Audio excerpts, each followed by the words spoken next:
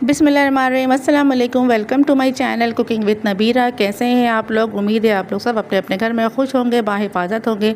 आज हम बना रहे हैं बहुत ही मज़ेदार से पोटैटो नगेट्स।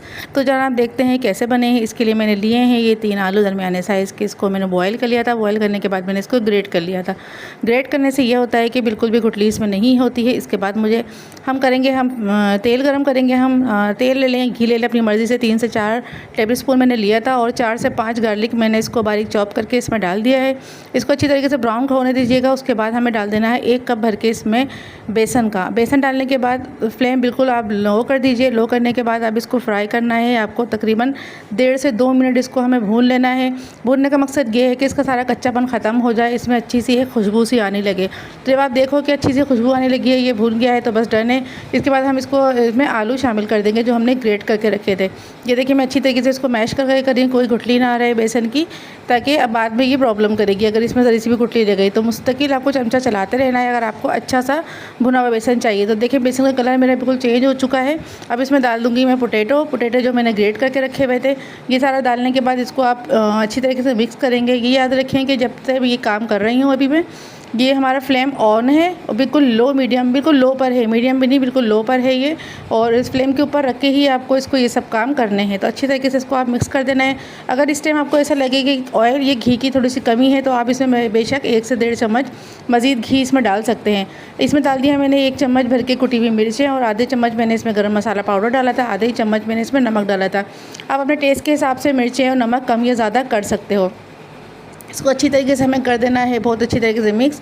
ये याद रखिए फ्लेम हमारा ऑन है। जब अच्छी तरीके से मिक्स हो जाए तो हम फ्लेम फिर ऑफ़ कर देंगे बिल्कुल, और उसके बाद हम इसको ठंडा होने के लिए छोड़ देंगे। उसके बाद ही हम नेक्स्ट काम करेंगे।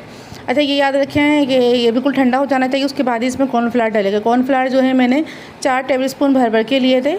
तो कॉर्नफ्लावर डालने के बाद इसको अच्छी तरीके से मिक्स कर देना है। और हाँ, मैंने इसमें एक लेमन का जूस पूरा वो भी डाला था, वो वीडियो उससे कट हो चुका है।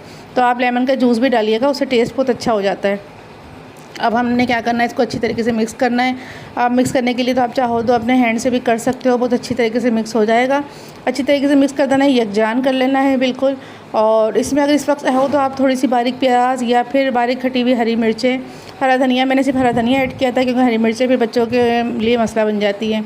तो मैंने सिर्फ हरा धनिया ऐड किया था। ये देखें बहुत अच्छी तरीके से ये मिक्स हो चुका है। अब इसको क्या करना है, हाथों को आप ग्रीस कर लें ऑयल से। ग्रीस करने के बाद अब इसको इस तरह छोटे से एक बाउल बना लें कि तकरीबन 1 टेबल स्पून के करीब मैंने ये बैटर लिया था। और उसको अच्छी तरीके से इस तरह से हाथों से प्रेस करना है कि किनारियाँ ना टूटें। मकसद ये है कि किनारियाँ ना टूटें, इस अंदाज से करिएगा।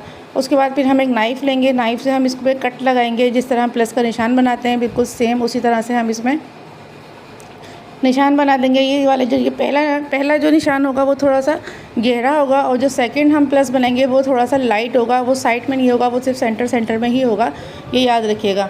अब इसको हम हाथों में लेंगे। हाथों में लेने के बाद जो हमने फर्स्ट वाले जो कट लगाए थे जो थोड़े से गहरे थे, उनको आपस में मिला के ये पेटल की शक्ल हम हल्का सा दे देंगे। तो मैंने भी किया ही, कोशिश की है। थोड़ा सा प्रॉब्लम हो रही थी मुझे क्योंकि मेरी बेटी अभी, अब मैंने तो वॉइस मैंने म्यूट कर दी है, वो मुझे बहुत ज़्यादा तंग कर रही थी। उसका कहना था कि ये मैं उसको दूं और वो ये करेगी।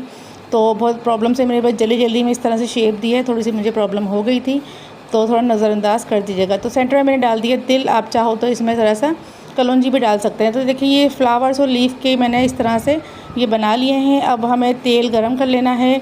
तेल करें या फिर घी करें, अपनी मर्ज़ी है। इसको हम डीप फ्राई कर देंगे। ये देखें इस तरह से फ्राई करने के बाद अब ये नगेट्स बिल्कुल रेडी हैं। इसको निकाल दीजिए। मज़ेदार से नगेट्स तैयार हैं। अगर मेरे चैनल पे न्यू हैं तो प्लीज़ मुझे सब्सक्राइब करें और बेल आइकन को लाजमी थम करिएगा ताकि नई आने वाली वीडियोस आप तक पहुंच सके। वीडियो देखने के लिए आपका बहुत बहुत शुक्रिया। मुझे दीजिए इजाज़त। नेक्स्ट वीडियो तक के लिए अल्लाह हाफिज़।